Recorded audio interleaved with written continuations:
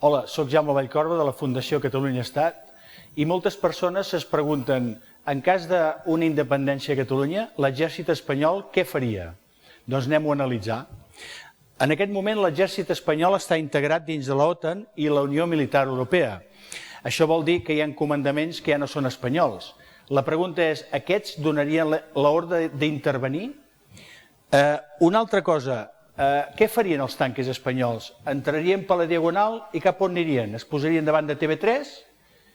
O anirien fins al Parlament? I un cop estiguessin allà, què farien? Si nosaltres no tenim exèrcit. Ara, una foto d'aquestes no l'aguanten enlloc del món.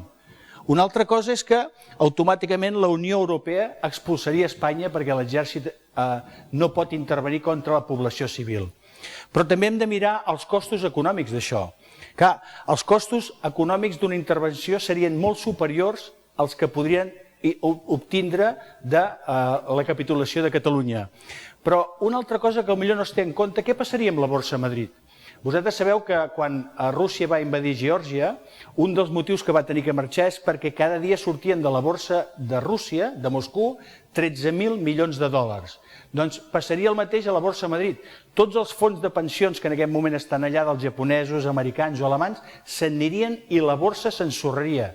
I els dos grans bancs espanyols, com pot ser el Santander o el BBVA, les seves accions es desplomarien i seria la ruïna d'Espanya.